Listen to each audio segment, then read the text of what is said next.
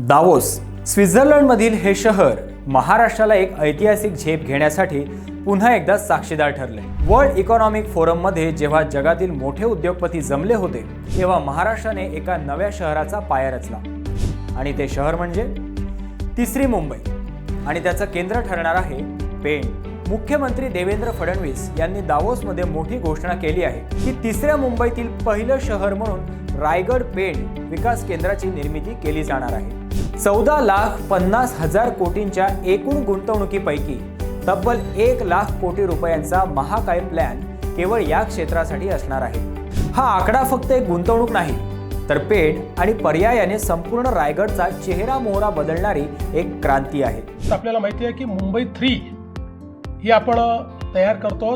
एक प्रकारे जे काही आपलं फ्युचर आहे त्या फ्युचरचं शहर म्हणून ही इनोव्हेशन सिटी असणार आहे। त्यामुळे मला असं वाटतं की यामुळे आपण निश्चितपणे इतर राज्यांपेक्षा किंवा कुठल्याही याच्यापेक्षा थोडं एक पाऊल पुढे जाऊ आणि खूप मोठ्या प्रमाणात हाय पेड जॉब देखील या ठिकाणी तयार करता येतील। नमस्कार, मी प्रथमेश। माननीय मुख्यमंत्री देवेंद्र फडणवीस यांच्या व्हिजननुसार मुंबई आणि नवी मुंबईवरचा ताण कमी करण्यासाठी तिसरी मुंबई उभारली जात आहे आणि या शहराची सुरुवात पेण रायगडमधून होणार आहे। पेणची निवड करण्यामागे काही ठोस कारणं आहेत, ते म्हणजे अटल सेतू, ज्यामुळे दक्षिण मुंबई आता पेणच्या अगदी जवळ आली आहे।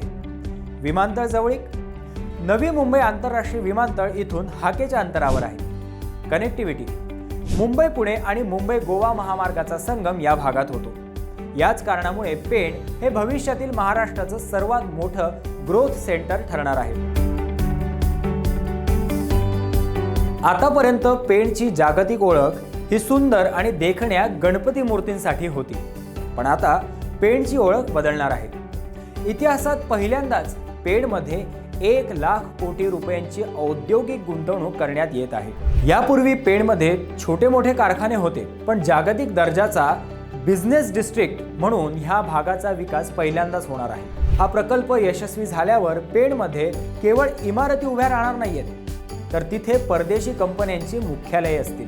आता या 1 लाख कोटींच्या गुंतवणुकीतून पेणमध्ये काय काय होणार आहे, तर IT आणि फिनटेक, मुंबईतील मोठ्या बँका आणि IT कंपन्यांसाठी इथे जागा उपलब्ध असेल। डेटा सेंटर्स, जागतिक तंत्रज्ञान कंपन्यांचे सर्व्हर हब इथे उभारले जातील। स्मार्ट रेसिडेन्शियल सिटी, आधुनिक सोयीसुविधांनी सज्ज अशी घरे आणि रिव्हरफ्रंट डेव्हलपमेंट। लॉजिस्टिक्स, JNPA बंदराच्या जवळ असल्यामुळे मालाची वाहतूक सुलभ होईल। हे शहर केवळ राहण्यासाठी नाही तर वर्क लिव्ह प्ले या संकल्पनेवर आधारित असेल। आणि सगळ्यात महत्त्वाचं, या प्रकल्पाचा फायदा फक्त पेणपुरता मर्यादित नाही।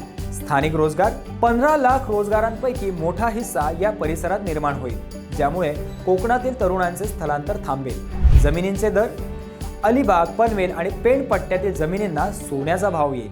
पायाभूत सुविधा, रस्ते, पाणी आणि वीज या मूलभूत सुविधांचे जाळे या भागात अधिक मजबूत होईल। थोडक्यात सांगायचे तर हा प्रकल्प संपूर्ण रायगड जिल्ह्याला महाराष्ट्राचं नवीन आर्थिक इंजिन बनवेल। माननीय मुख्यमंत्री देवेंद्र फडणवीस यांनी स्पष्ट केले की दावोसमध्ये झालेले हे करार कागदावर राहणार नाहीत। वॉर रूमच्या माध्यमातून या प्रकल्पांच्या अंमलबजावणीवर स्वतः मुख्यमंत्री लक्ष ठेवणार आहेत। पेणला स्मार्ट बिझनेस सिटी बनवण्यासाठी परदेशी तज्ज्ञांची मदत घेतली जाणार आहे। तर मित्रांनो, पेणमध्ये होणारी ही 1 लाख कोटींची गुंतवणूक आणि तिसरी मुंबईचं स्वप्न महाराष्ट्राला $1 ट्रिलियन अर्थव्यवस्थेकडे घेऊन जाणारा एक महत्त्वाचं पाऊल आहे। गणपती बाप्पाच्या आशीर्वादानं सजलेलं हे पेण शहर आता जगाच्या नकाशावर एक मोठं बिझनेस हब म्हणून झळकण्यासाठी सज्ज आहे। तुम्हाला काय वाटतंय? पेणमधील या विकासामुळे तुमच्या आयुष्यात किंवा तुमच्या परिसरात काय बदल होतील? कमेंटमध्ये नक्की कळवा। व्हिडिओ आवडला असेल तर लाईक करा, शेअर करा आणि अशाच माहितीपूर्ण अपडेट्ससाठी आमच्या चॅनलला नक्की सबस्क्राईब करा। धन्यवाद।